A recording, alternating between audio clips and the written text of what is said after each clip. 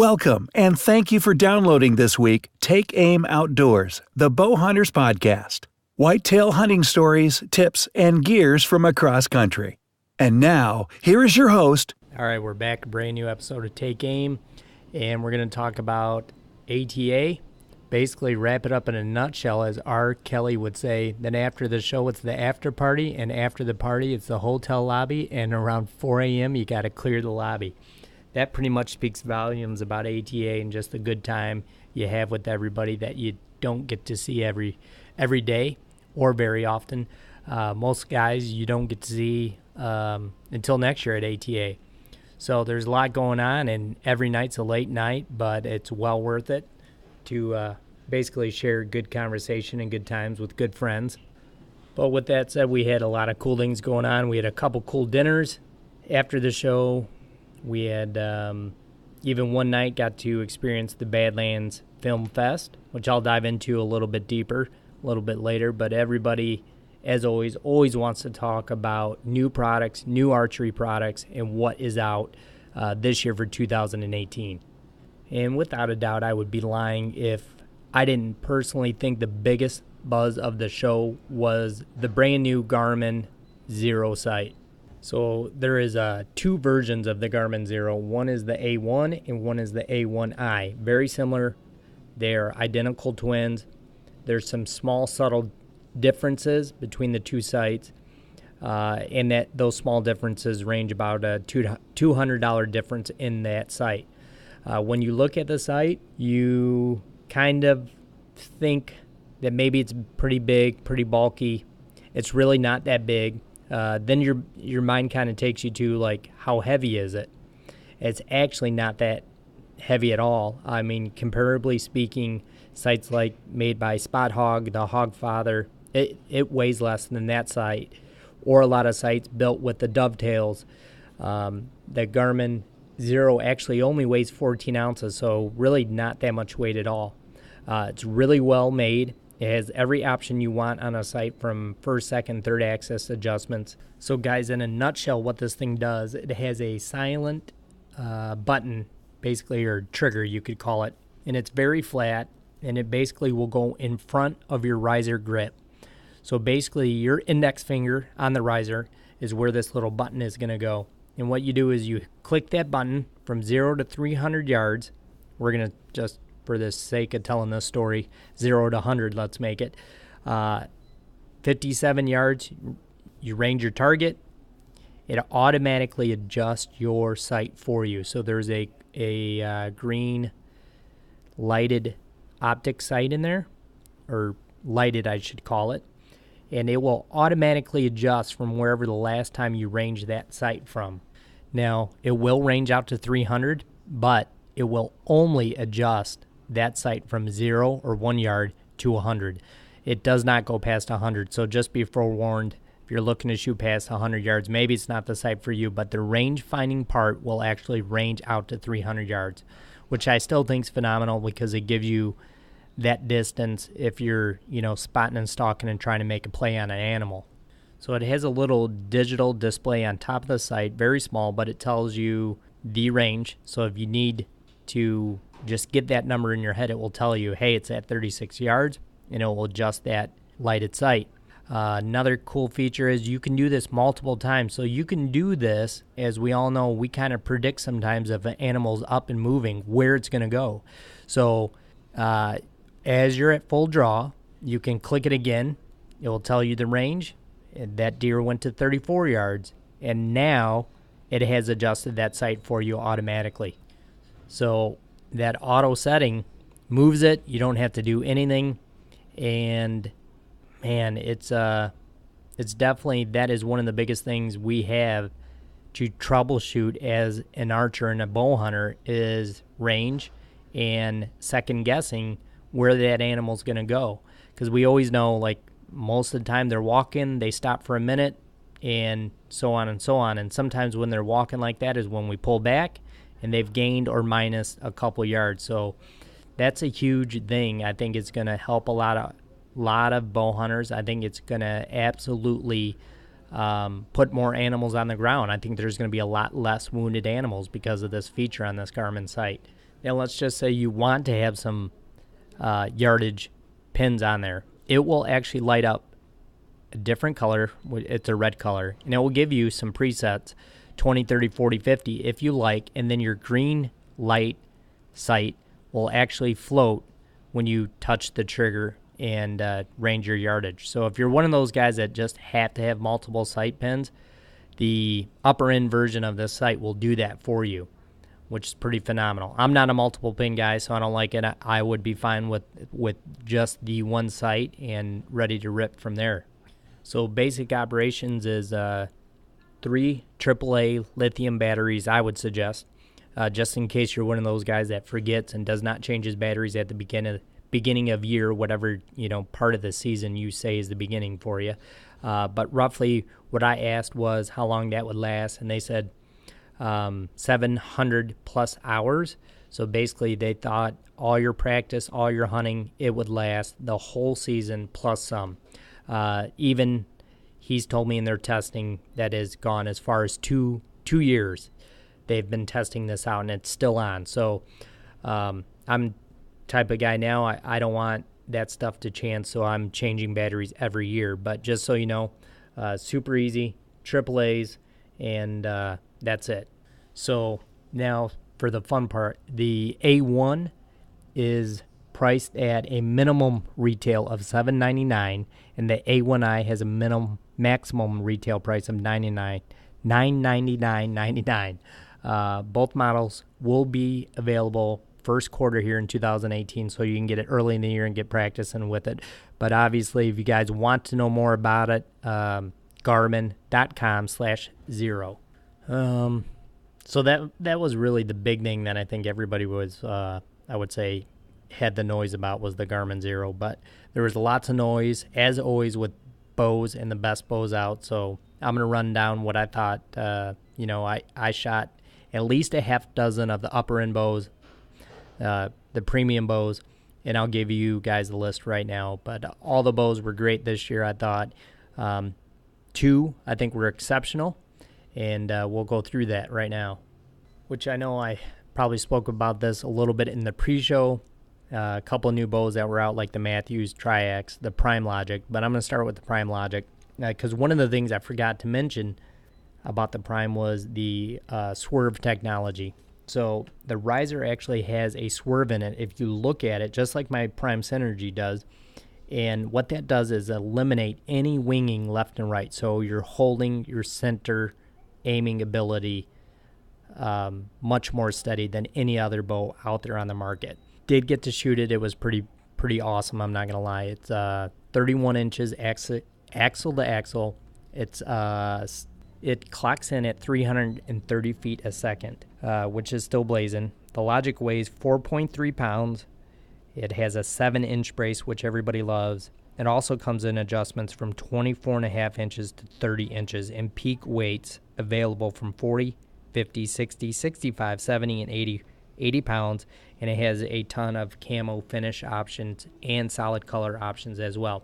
This is Prime's first bow that they've come out with that has split limbs, and it rocks. It's really compact. It's built like a freaking tank, and it shoots great. You hold on center, amazing. Actually, Prime in their shooting lanes had a little game you could play for 20 seconds where you could hold this laser right off the Logic, and the game was basically hold it on center of that target for 20 seconds, and then it would record your time, which was really neat. So you got to see basically how well it holds on center and the shootability of that bow, which is just remarkable. So anyways, that was a fun little shoot at the Prime shooting lane. So next on the list that I got to shoot at the show was the Matthews Tri-X. Very short axle to axle, 28 inches, 6-inch brace height. The Tri-X is powered by the Matthews new cross-centric cam system, and it's pretty blazing. I think the IBO rating, if I remember, was 343, which is really fast. It has some other cool highlights in the bow as well, including a new 3D dampening technology built in the riser like a lot of the Matthews bows, but it's built at the base of the riser near the axle, and it sticks out in front of the sticks out farther than your bow grip, and it sticks out farther than limb. So what that's supposed to do is stabilize, transfer weight in front forward, and resulting in increased stability and easier aiming. The Tri-X is pretty sweet. It has different range draw lengths like everybody nowadays basically, but a lot of bows now are starting at 24.5 inches, which I think is neat. It goes all the way up to 30.5 inches and available in the normal 50 and 60, 70 pounds as well. This year I was really impressed with the brand new Bowtech, the Bowtech Realm and Realm X, but a pair of great hunting bows, and they have the classic Bowtech overdrive binary cam system on those bows, but the Realm measures 30 3/4 inches axle to axle, has a 7 1/8 inch brace height. IBO is around 340, which is again blazing. The Realm X, 33 1/4 inches, has a 6.5 inch brace height. IBO is at 345. Both of the bows exactly weigh the same at 4.3 pounds. They have a very high efficiency let off, which Bowtech's always been known for, 83%. And they have draw length starting at 25 to 31 inches. So pretty much, from the shortest draw up to pretty much that's the top end at 31 inches for most draw length. And like always, 50, 60, 70 pounds. Has a bunch of different finish options, which I thought is really cool. Is they do a Cryptek. They have a bunch of solid colors as well, mossy oak breakup as well, and Optifade from Sitka. Another bow I really liked shooting this year was the Bear Archery Kuma. The Kuma, another blazing fast bow from Bear, 345, has a 75% let off, which is awesome. The Kuma weighs 4.3 pounds, is I don't know if I said this already, I lost my mind for a second, 33 inches axle to axle, 6-inch brace, and draw lengths 25.5 to 30 inches, 55 pounds to up to 70. And draw length also goes up to 32, so you're talking way at the top end. Bear is also one of the first people this year to do the new Badlands approach camo. It's very sharp looking, and the top end Legend series from Bear is some of the best bows out as well. It's an awesome bow. You guys should definitely take a look. So there was a lot of great bows this year. There's a few more that I did really like, but I'm just going to run over the names with you real quick. But Obsession has new bow out called a Fixation, was really nice. Talk about fast, 358, and pretty much 4.3 pounds, 32 inches and a quarter axle to axle, 23.5 to 30 inch draw, and it's a sharp looking bow as well, very nice. I'm trying to think if I shot anything else. I think that might be it, but there are so many bows that I just did not get a chance to shoot. Elite, I didn't get to shoot their new bow. I didn't get to shoot that crazy looking, just crazy because it's not the norm, Gearhead Archery. Didn't get to shoot that. Expedition, I didn't get to shoot their new bow, so which I believe is more of a is a very long axle to axle, so pretty much a little more of your 3D or competition type of bow. PSE new Expedite, that's a very sharp bow as well. I like that bow a lot. It felt really good. I didn't get a chance to shoot it, just the shooting lanes were really busy that day. But I picked it up off the rack, kind of fondled it for a few minutes, checked it out. They kind of have a cage riser design in it that really kind of makes the bow look very nice, and that's a little bit different than anything PSE has done before based on the riser designs. But anyways, to change things up, trail cameras, that's always a big thing on my list that I like to look at. And Stealth Cam has a really cool one out this year, the DS 4Ks. So basically, it's a stud camera, 30 megapixel, and 4K Ultra HD video, and a giant 100-foot no glow range. So that's a pretty stud camera. Another camera that I thought was really cool and I was really impressed with was, which obviously is going to be very big down the road, and I think this technology is going to continue to grow down the road is what I mean. But Sniper Hunting Products has a full line of 4G trail cameras, cellular. So basically, his line, you can hook up a solar panel to it as well, so you don't have to visit the camera very much, which I'm very interested in. Another cool thing is it has an outstanding 80-foot range, flash range, with no flash as well. So 80 feet, that's huge. 80 feet is big. And within 30-40 seconds, you actually get your photo texted right to you on your phone. So I think that's just such a cool way to keep that pressure pretty minimal. There's two theories on properties. One of the theories is constant pressure, and the other one is zero pressure. So, but the Sniper camera was really cool. So was the Stealth Cam. So make sure, if you guys are in the market for some new cameras, make sure you check those out because they were two of the best that I seen at the show. Obviously, there's always stuff I seen more. I just try to pick the best of the best that fits my hunting style and share that stuff with you guys. Another thing that is new this year from, like a brand everybody pretty much knows. Everybody knows True Glow. True Glow's been around for a long time making sights, but this year, now they make rest and they make stabilizers, but this year they're coming out with broadheads. And their line is, design-wise, nothing too crazy. But what's really nice about the True Glow broadheads is they're all titanium. And if you guys know anything about titanium, it's amazing strength, amazing durability, and titanium is known for its sharpness. So pretty cool. A few years back, it seemed like titanium was really going to take over the broadhead market, and then it kind of disappeared. So I would like to know more about it and why that happened. But maybe it was based on price and not being able to get that price down. I think Rage was selling a 3-pack of broadheads titanium for $80, which, already we're pushing $30 and $40 and $50 broadhead packs. I mean, $80 is kind of steep. But they have a 3-blade, a 4-blade fixed, and then they have that pretty much the same broadhead in a 4-bladed crossbow.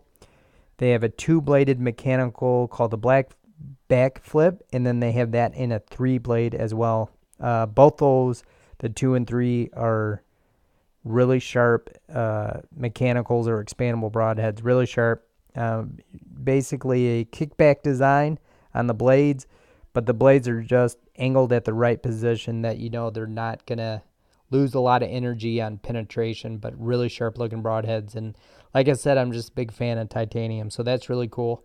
Another thing, like I talked about in the pre-ATA podcast was the new broadheads from G5, the dead meats.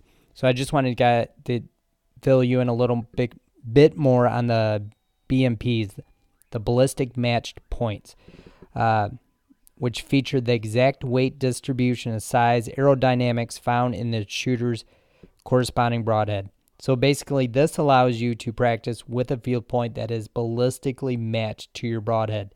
So in 2018, the BMPs will be paired with, like I said, the G5 dead meats, and also, which is news to me until ATA, but they're going to do that for the Montech series of heads as well. So this basically, the goal is to eliminate the need for returning and switching from field points to broadheads to sight in. And, and I know, like, if you guys are doing that and you don't have to, it saves us a lot of time. And I will say, and which I said in the pre-show as well, man, it gave me a ton of confidence knowing that I got to practice with that BMP head this year versus just practicing with a normal, field point. That BMP point is right on the money that my dead meat shoot out of. So that's just huge when you have that kind of confidence, and that's what that BMP point does from G5. So make sure you check those out. So really cool news again to hear that they're going to be doing that with the Montec series as well. So I thought there's some great stuff coming out. Like always, every year they seem to up the bar with the clothing as well. Nomad had some great stuff out this year as well, including a new camel line from Veil Camo. That word is so hard to pronounce because it's spelled so funny. Veil. But Veil has a couple of very cool patterns. Really eye-catching. Just nature tones to the max. You're going to be totally concealed in these patterns, but it's definitely worth checking out. And like I said, Nomad is going to have that on their line this year, but it's super sharp. I know an audio podcast doesn't really describe what it looks like, and it's hard to describe, but you can, just Google VEIL camo, and you guys can see some of the patterns, but super cool stuff. Another one that I really think was really cool, which I've been seeing on Facebook and Instagram, it's called Onca, ONCA, based out of Miami, Florida. They make high-end clothing, kind of like everybody nowadays, but it is very sharp. They have a unique pattern as well. They have basically one pattern, but Anka makes a lot of the clothes for first responders, for military in the Middle East, first responders. So they've been in the clothing business for a very long time, but it's very cool stuff. You can find them at ankagear.com, but very sharp stuff as well from them. Had another great conversation with the people at True Timber Camo. Got to hear about the background of that company and how they started. And True Timber, just like kind of everybody's not getting away because True Timber still has the, like sticks and leaves and wetland camo, but they're getting more to the nature-based tones, wide open kind of camo, not just digital-based like kind of like the Veil camo. It is much more than just a digital pixelated look. It's just very, I don't know, for lack of better terms, just the nature-based colors in a series of patterns, but very slick. Under Armour as well had some new lines that were really great, and I like their stuff a lot. Their Under Armour stuff just fits me really well, so I'm just a huge fan of their stuff. But they had two new whitetail season kits, and they were really nice. Basically their version of a wool and lightweight stuff. The kit I believe I looked at was a mid-season kit from Under Armour and mid-season wool, but man, it was sharp and super quiet. And I don't know about you guys, but I'm just a huge fan of that pattern. Forest Camo's awesome. The Ridge Reaper pattern itself's awesome. But mid-weight wool, same for the jacket and the pants, but super lightweight for being wool. And the cool thing with wool, it just helps wick sweat away, and it's anti-odor to prevent the growth of odor-causing bacteria, which is really cool. And it's constructed with Under Armour's new thread-borne wool, which just makes that stuff extremely quiet and durable. But that stuff was really nice, and it wasn't the sticker shock that sometimes you have with a Under Armour or Sitka gear. It wasn't that bad, and comparably speaking, it was price point right with everything else I saw at the show. So that to me was pretty good news. Another cool thing I thought was really neat this year was from Morel Targets. But they had something they're basically marketing as the future of foam targets. And the technology is really cool. They call this the high roller. It looks like a red dice, basically what you would see in the casino. And they've basically produced a self-healing foam that you can roll over with a tractor tire. And through thorough testing, they have found that the High Roller 21, basically, like I said, a red dice, will outlast all competition longevity compared to anything like that in its class, and will stop any compound or crossbow up to 450 feet. So it's cool. It's got a rope handle on it, so you can toss it, throw it around. But the High Roller was really cool, and I basically think it's neat that that foam technology is pretty wicked. Anything that's self-healing is really nice. It doesn't get chewed up and ate away with. Very cool stuff. That was probably, I don't know why it was so eye-catching, maybe because it looks like a red dice from the casino floor, but it was just cool concept and cool technology. A target like that's going to last you and pretty much get quite a bit of bang for your buck. I know that's a pretty short gear review, but there's so many products, it does not do it justice. I'm just highlighting some of the very cool stuff that I believe that I saw. But, like I said, we got to go to the Badlands Film Fest. We saw, I believe, about 8 to 10 films. It was a great time. Badlands has been doing this for quite a long time. This year was the biggest, most attendance they've ever had. It was 2,100, I believe 50.